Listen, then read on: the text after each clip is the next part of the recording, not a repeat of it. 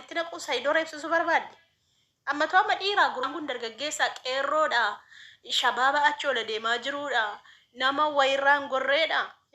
Qalbii nagaa sila rabbi kenneef malee mucaan kun jechuun ola deemaadha. Ola deemaa wayirraan goru dargaggeessan beektu. Suluma rabbi qajeelchee uumeedhaafitu obboleessa isaarra gore malee jechuudha. Saayidoorra gore malee akka tokko tokkooti bargalaafattee mucaan kun viidiyoo dhoffatte. Amma viidiyoo sana gadhiiftaa amma Wabiin tole jedhe. Mucaan dhimma birrii qaba siin jedhamoo isanii durbi meeqa guute jira bokko bareedduun yuutuubii kanarra maannoo tiktookii kanarra feesbuukii kanarra jechuu kan feesbuukii tokko irra hin baane iyyuu kana mala qabdu kan gaasha waa'ee jireenyaa beektu waa'ee abbaa mana haadhaa fi abbaa ishee kabajjee bultu durbi baay'ee jira bara. Ammatti birriin as taallalta Wabiin birrii fedha. Kanaaf miti kadhatti piraankii irratti hojjette. Kun piraankii miti. Piraankiidhaan seenaa sin. Laa uummanni jala deemtanii piraankiidhaan jedhinaa. Piraankii maalitti kun? Waan garaa keessaa qabdu haasofte. Dhuguma jaallatta Wabii. Wabiin sirqaa ba'e bara Ayuu. Siyaan laammate bara. Wabiin siyaan ammatu lammata deebitee dhalatteedhaan kan akka Wabiin argatta amma. Mucaa akkana bareedu, mucaa akkana chastii qabu, mucaa akkana haalaaf amallisaa haasaansaa. Waa hundumti isaa bareedu. Dhiisteetu suubboo jaarsa duukaa buute.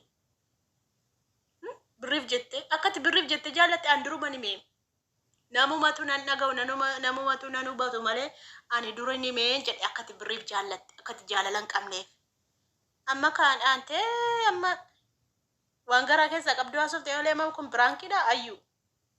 Piraankii gootimti amma abee hin galchine ka piraankiin kee waa boombii dhoose. Pirankii bareedaa hojjette miti. Waa uummanni achisi jala deeme maashaallah harka cafa. Goota bar Wabiin hin nyaatamu. Mucaan nama sammuu qabuudha akka kee olii gadi birriif jedhee olii gadi jaarsa duukaa. Maal gootatti birriif jette jaarsa sin gammachiifne maal gootaati suubboo kan ijoollee lama qabu. Ati ganaa jireenya argita ganaa taphatta ganaa waa meeqa argita. Dargaggeessa kana fakkaatu dhiistee. Mucaa akkana bareedu ola deemaa kana dhiiste ati maal gootatti jaarsa ijoollee qabu. Irraa deebi'e. Maallaqa dhiisi. Boroo jitteetti baata maallaqa. Atis daa'ima. Mucayyoon kun hin beektu bara ijoo wal'aaltu wayitiin itti fakkaata. Reefachuu ol buttu jechuu ol baarti bara. Mee gorsaa deebisaa warra itti dhiyaatan. Otuu zalgiin kun hin dhufin otuu Saayidoon kisaaraa keessan buuni gorsaa deebisaa mucaa kana mucayyoon kun xiqqoodha. Mee warri itti dhiyaatanii gorsaatii deebisaa. Dhugaa rabbii. Beektu bara mucayyoon maallaqa. Makiinaa qaban jennee mana qaban jennee Adaamaa keessa bakka lamaan qabadee odeessaa miti. Isana kanaafitu birriis qaban jennee ree. Isa kana barbaadde mucaan. Amma shamarri keenya barri nama dudulloomaa dullacha du'atteeru maaloo barbirriif jedhani. Kan isaan gammachiisu dhiisanii.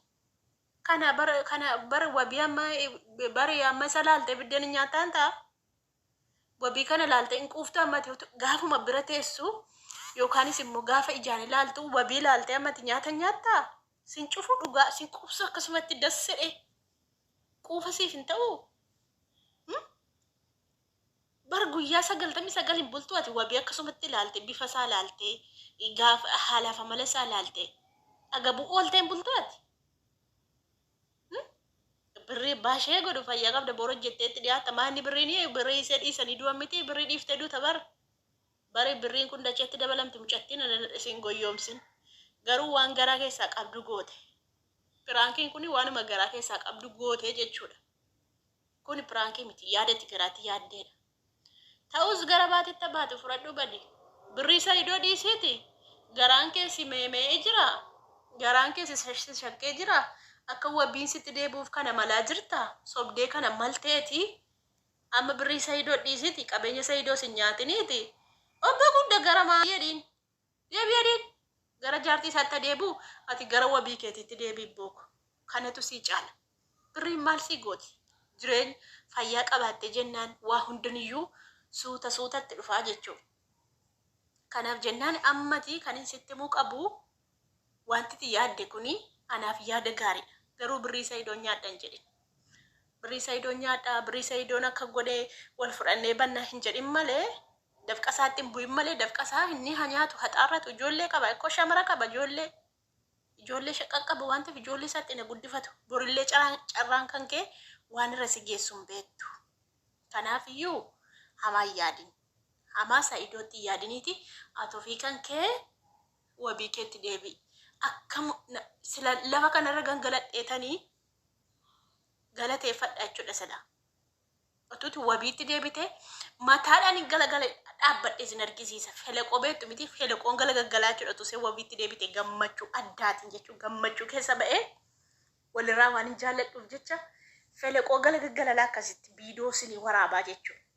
Tusee wabiitti deebite maalan godha gaad deebitu?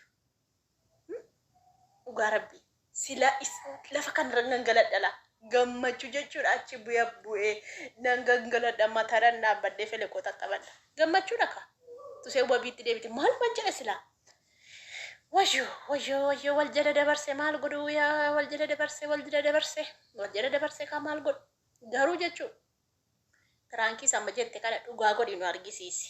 Firankii dhiisiti dhugaa godhiitii nu argisiisi. Anallee mataadhaan dullatti kana jaartii kana anallee mataadhaan dhaabii seenaan dalagaa jechuudha.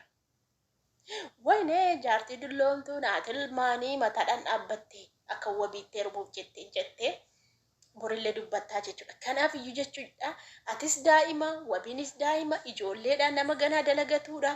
Saa'idoo dhiisiitii wabii keenyatti deebi malee firaankiti yaadde kuni anaaf naa ta'e jira. Birrii Saa'idoo dhiisiitii qabeenya dhiisiitii gaabbeeraa ani si dhiisee Saa'idootti heerumuu hin danda'u.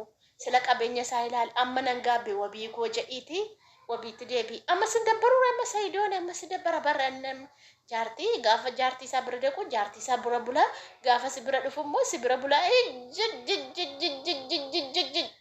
zazzallaa ani boorra mara dabbiraan kuwini jaartii si tokko biras bulee dhufee ganama immoo ka'ee borumtii isaa immoo dhufee si bira bula si dabbiru.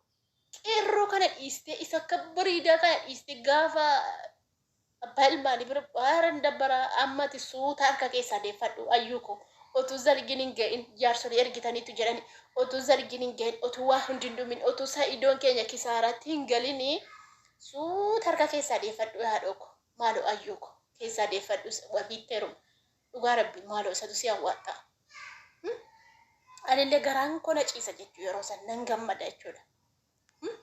Angaafa namni tokko miidhamu jaaladhu miidha nama jaaladhu keessattuu ilmi dhiiraa miidhamuun hin jaaladhu jechuudha. Namni kamiyyuu gaafa miidhamu na gaddisiisaa nan bu'aa jechuudha. Kanaaf jennaani kan asirratti waraabuun ture waa'ee isaanii yuutuuba isa biraarraa baay'ee tokko deema jechuudha. Achirratti sheer godha garuu yuutuubii isa tokkorraa gaafa waa'ee isaanii haasa'u dubbadhu wabii waan hin deeggaruuf iyyuu yuutuubichi wabiin guddatee jira. Wabiin illee achirratti affeerama yeroo hundumaa. Kanaafi xiqqoo inni immoo monetization yookaan immoo seera yuutuubii guutee jira jechuudha. Warroonni achirraallee na guddistanii hedduu tokko galatooma. Ijoollee achirraa na daawwachaa jiru wallaahi jecha isiniif hin qabu. Jechuma isiniif hin qabu jechuudha. Baay'een isin jaaladha. Baay'een isin kabaja jechuudha. Galatooma. Akkasiin isiniin jechuun barbaada. Hedduu tokko naaf jiraadha. Waan na dhaggeeffatanii guddaa tokko galatooma. Baay'ee.